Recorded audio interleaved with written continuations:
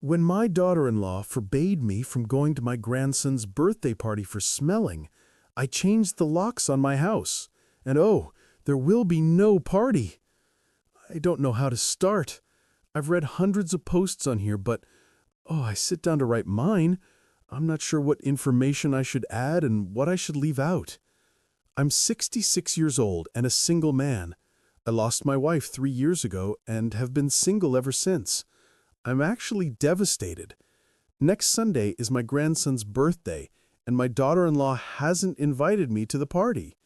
I didn't even know there was a party planned until my friend, who is their neighbor, told me that his granddaughter received an invitation card for my grandson's birthday. He didn't know that I wasn't invited. We went for walks together in the mornings. On our way to the walk, he told me about the party. It was a shock because I'm very close to my grandson, and he loves me too. His first birthday next Sunday?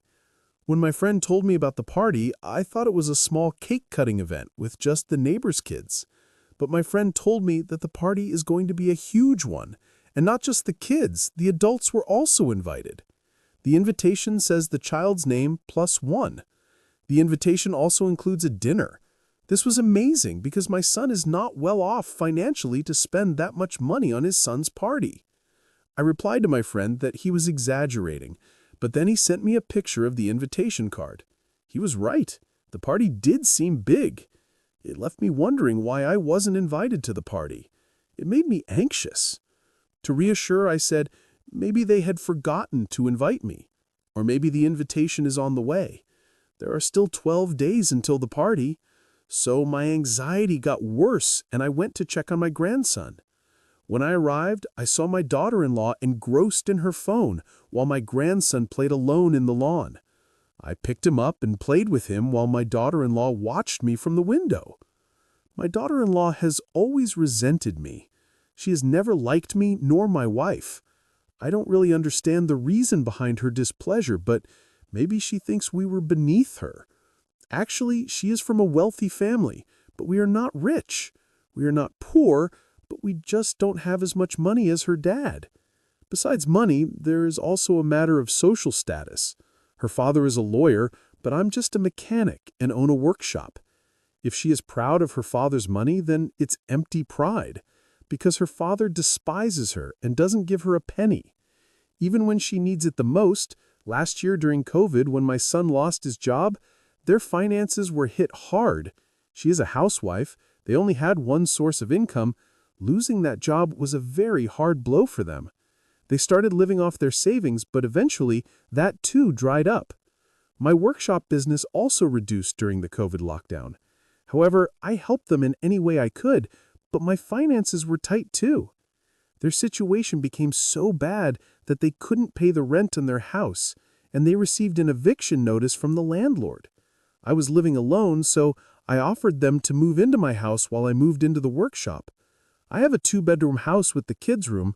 I could have stayed in my house with them, but I knew my daughter-in-law would be uncomfortable around me. That's the background situation of my situation. When I went to see my grandson this morning, I thought my daughter-in-law would tell me about his birthday plan, but to my disappointment, he didn't say a word until now. I was hoping he had forgotten to invite me, but now it seems obvious he doesn't want me there. It breaks my heart to think what I did wrong to receive this treatment. I have always tried to make their lives comfortable, help them, and this is what I get in return. Update 1. Thank you for all the kind words. You are right. Us in-laws, especially in our 60s, are treated like third-class citizens by our daughters-in-law. It gets very lonely in this world. Being 60s really is a tough time. It's like too old to live and too young to die. I tell you, my friend, if you have a partner in your 50s and 60s, appreciate them because you will miss them like hell. I never felt the need for a friend until I had a wife, but after her passing away, my life is so empty. Yesterday, my son called me and said they will leave my grandson with me. They are going out for some shopping. Yes, I look after my grandson for them because hiring a babysitter involves money. And here, this old man offers them free service. They know how to exploit me emotionally, financially, and in every way possible. When they came back to pick him up, I asked my son, "Are they done shopping for the party?" My son's face turned pale. Their car was full of stuff in the back seat, and some of the decorative stuff was peeking out the back window. He just brushed it off and said, "Oh, no, there is no party. We brought some toys for the baby, that's it." He is no good at lying. I looked at him seriously and said, "I saw the invitation card they gave to the neighbors." Before my son could say anything, my daughter-in-law screamed, "And what? Are you angry because you needed an invitation to a kid's birthday party? You are a little boy." The way she stood up for him made me angry. I was furious. However, I replied calmly, "Watch your tone, ma'am." My son said he would visit me the next day to resolve the matter. I kept waiting, but he didn't show up. How naive of me to think that he would come, apologize for his wife's behavior, and ask me to join the party. I know what you guys think. Old fool. That's me. I was wondering how they could manage the expenses of such a huge party. Then I realized that they were organizing a party with my money. Last month, my son borrowed money from me to pay for his car installment. He said he defaulted for 2 months, and now the bank was chasing him for the payment. He promised to pay it back this month. Whenever he asks me for money, I know he won't pay it back. However, I lend it to him. I know I'm lenient with him, but look at my situation. I only have one son that I can call family. I have only a few years left. What am I going to do with my money? In the end, it's going to him. Why not give it to him when he needs it? Until now, I never asked him to pay back the money I lent him last month. But today, I called him and asked for the money I lent him last month. I said, "You promised to pay it back this month, right?" "Then where is the—" I waited for her dad to ask her for the money back. I said, "I want the money for this week, like you promised." He said, "What did I claim?" "You heard him right. I want my money for this week." He came to visit me in the afternoon. I confronted him about his wife's resentment towards me. He said he was aware of it, but couldn't do much. I said, "Of course you can't force your wife to love me, but surely you can stop lying to me for money. I know you lied about the car mortgage to borrow the money for this birthday party, too. I know this party isn't just for the kids. Their parents are invited, too. That includes dinner. You have that much money to feed your friends and neighbors, but not me? Whose money are you using for the event?" After my outburst, he said, "Are you mad that we didn't invite you? If so, it's not me, Sandra. My daughter-in-law prepared the guest list." I screamed, "And you have no say in it? Sandra's decision is some kind of law that can't be questioned or changed. Are you telling me that you're okay with your wife not inviting your father to your child's first birthday party?" Son, and for no reason, he stayed silent with a gloomy face. What else could he do? He's too weak to open his mouth in front of his narcissistic wife. He is helpless to defend himself in front of me because he needs my money. Sometimes I blame myself for not raising a strong son. Update 2. I was determined not to take any revenge, but guess what I did? Sandra, my daughter-in-law, crossed all limits of toxicity and manipulation. On the day of the birthday, I was sitting in a corner of my workshop, drinking and getting bitter, when I received a call from my son. I was so stupid to think that maybe his guilty consciousness had kicked in and he was calling me to invite me to the party. Don't curse me when I say that I even bought the presents for my grandson. I thought that if I got invited at the last minute, I would have to rush. I know I surpassed all levels of desperation. I thought that even if I wasn't invited, I owed my grandson a present and I would give it to him the next day. To darken my illusions, the call was to babysit for my grandson. He had to rush to the office for some urgent work. He said that Sandra had gone to pick his parents up from the airport. Hearing this, I lost my mind. I mean, his parents are flying from 2 states away, but I'm not invited, and I live a block away? Before I could say anything, he said he was already in his car, leaving the baby alone in the crib, so I should rush in. Without a second thought, I ran to take care of my grandson. While he was playing with him, the phone rang. I ignored it a few times, but it kept vibrating. I thought it must be an emergency call, so I answered it. This was Sandra. I thought I was talking to my son. She was calling him to give him some instructions about the decorations. I had been calling him on his phone, but he wasn't answering. He got angry. Hearing my voice, I told him that I was not invading his house. Her husband had to rush to the office urgently, so he requested that I look after his son. She yelled at me, asking me to get out of the house, as she didn't want her parents to see me. I said, "How do you want me to leave the child alone at home?" He said he would be there in an hour. The child might manage alone until then, but he didn't want me to be present in his house when his parents arrived. He said I smell like fuel and oil, and that my hands and clothes are dirty with grease. I look dirty, and he doesn't want his parents or anyone to see me in his house. I felt humiliated by this. It was outrageous. I cried like a baby holding my grandson in my arms. I can't explain to you how terrible I felt at that moment. I quickly got up to leave because if he arrived and saw me there, he would kill me mercilessly. As I closed the door behind me, an idea came to my mind. So, it's my house. Yes, that's right. I gave them my house to live in as a gesture of goodwill, and no, they won't pay me rent. I thought, "Ma'am, I'm done being a doormat." I quickly called my workers with boxes of tools. They helped me change the locks on the house. They packed up their clothes and other belongings and threw them on the front porch. They simply threw all their clothes into some boxes that were in the workshop. All the big objects, like furniture and electronics, were mine. They didn't bring any. After that, I held my grandson and wandered around the front lawn, waiting for Sandra to get home. As soon as I saw her car pull into the driveway, I walked over, handed the baby to her through the window, and walked over to my workshop.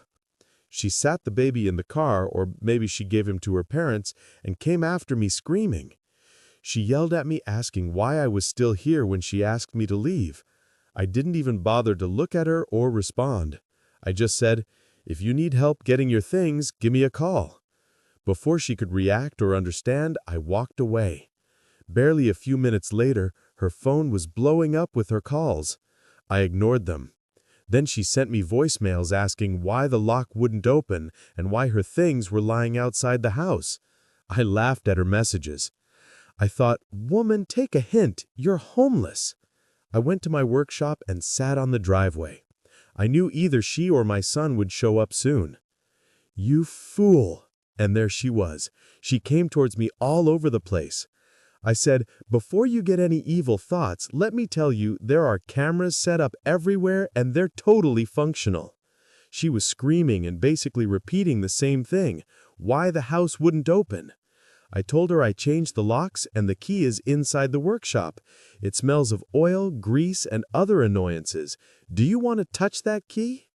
She was dumbfounded. She pulled her hair out and screamed, asking why I changed the locks. I looked at her and answered seriously, "Remember, that house is mine. I did you a favor letting you all live there." She interrupted me and said, "Then why did you throw our things out?" I told her, "Because I changed my mind. Now I don't want you guys to live there." She stomped her foot, got back in her car, and drove off. She knew this wasn't over.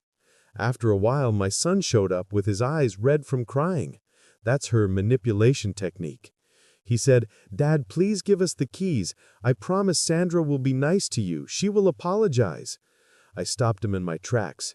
"Seriously? Sandra will apologize to me? Where is it?" His face lit up and asked me if Sandra apologized, would I give him back the house? I said, "I don't know. I might consider it, depending on—" How do I do it? He got up to call Sandra. The way she was talking, it seemed like she wasn't ready to apologize. But within 10 minutes, she arrived. She started saying, "Look, I'm sorry." I said, "Wait, let's go sit inside the workshop and talk." She was reluctant to go in, but my son gave her one look and followed us inside, covering his face with a napkin. His apology seemed to be a favor to me. She said, "Okay, sorry, I won't yell at you again. Give us the keys. My parents are waiting outside. They are tired from the journey." I was perplexed at her way of apologizing. I looked at my son with wide-open eyes. She continued, "Okay, sorry again. Enough with the faces. Our guests will be here soon. We need to get everything sorted. And yes, you can also join the party. But please, dress up in some new clothes." I couldn't stand her tone anymore.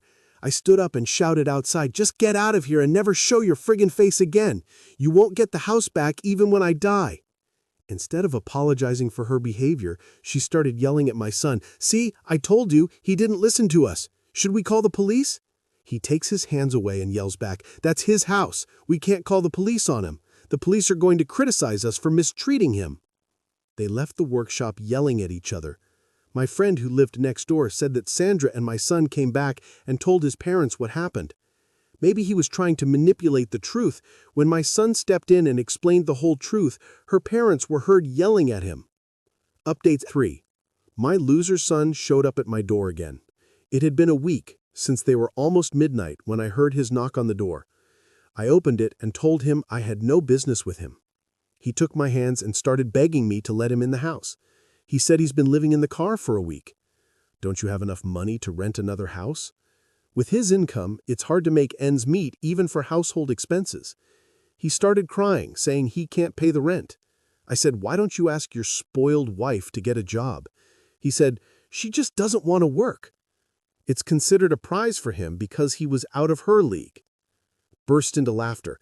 "Of course, then show off your trophy to get bread. This old man has done enough for all of you." I said, "Your wife has always been narcissistic with me, and yet I gave you my full support. I gave up my house and lived in the garage because I loved you and wanted you to be comfortable.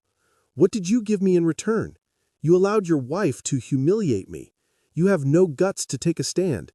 If you have a wife of gold and you surely can't displease, then live with that gold and don't come to me for help." He tried his last letter saying, "Please, Dad, give us the house for the sake of your grandson." I replied, "Enough of this emotional manipulation. Don't you dare blackmail me anymore. Until now, he extorted my money and my house saying, 'Dad, please don't do this for the sake of your son.' Now that that letter isn't working, you're using your son to get your way. Get out of here. You're not going to get anything." The next day, he showed up with his wife and son. I said, "I won't accept an apology. This isn't about birthday invitations. The hatred is deep-rooted. She hates me from my work. She considers it insignificant. Now I'm going to allow no one to make fun of my profession. Mechanic jobs may be dirty, and our hands may be stained with oil and grease, but they involve skills that you have. You're unemployed just because you're beautiful, and your dad being a lawyer doesn't give you the right to humiliate others." She fell to her knees and begged for forgiveness, but I slammed the door in her face. I don't want any contact with that toxic woman and her spineless husband. I know it's not the end of the world for them to be kicked out of the house. They'll eventually be able to rebuild their lives. I also know that they'll never forgive me. In fact, they're going to make my grandson bitter about me. But that's okay. I've given enough of myself to be nice to my daughter-in-law. I've realized the hard way that even if you give your life, there are some people who will never appreciate you. Now I'm okay with that. I'm okay with being called a grumpy, selfish old man who kicked his not-so-one-year-old son and grandson out of the house to live on the streets. The only regret I have is for my grandson. That little creature has no idea what kind of parents he has. He's living an uncomfortable life because of his stupid parents. But I'm not going to do anything about it. Update 4. My daughter-in-law tried to break into my house, but to no avail. The police took her away. After her last attempt at an apology, which as you have read was quite pathetic, she tried to break into my house. She came in the middle of the night and broke a window. She wanted to get in, but being an old man, I'm a light sleeper, so when I heard her, I called the police. I didn't know it was my daughter-in-law. I just thought it was someone trying to rob me. I'm thankful the only gun I have is in the workshop because that could have been pretty bad. Back to the point. Even if I had known it was my daughter-in-law, I would have called the police. She had already broken into my house and was looking for my front door keys when the police arrived and I turned on the lights, so she couldn't get away. She was taken away and arrested for delayed invasion. So she called my son, who then came to my house screaming in the morning for doing all this. According to him, my grandson can't be without his mother. He also asked me if I could look after him while he was going to try to get her out of jail, though I don't know how much money he'll use. I told him absolutely not, and that I was thinking of calling Child Protective Services because clearly they weren't being good parents. He eventually left, although that last bit was not just an empty threat. I certainly think so, plus some commenters have suggested it before. Update 5. Well, there is good news and bad news in this update, although none of it is bad for me. To start with, my daughter-in-law's father traveled to help his daughter, although he was very upset, and not only because his daughter was in jail now, but the day they traveled for the birthday party, everything that was going on was exposed. So my daughter-in-law's father was very upset with her. He helped her get out of jail, but from what I understand, he cut off all contact with her. I know this because my son told me this one day when he came to ask me for the house back. So after he left later that day, I called Child Protective Services, who took my grandson from her and gave him to me, who am the closest direct relative. I don't know what will happen now since this is temporary, but I am happy to spend time with my grandson. We even celebrated his birthday together, where I was able to give him my gifts. He is still too small to understand what is happening, although he perceives something.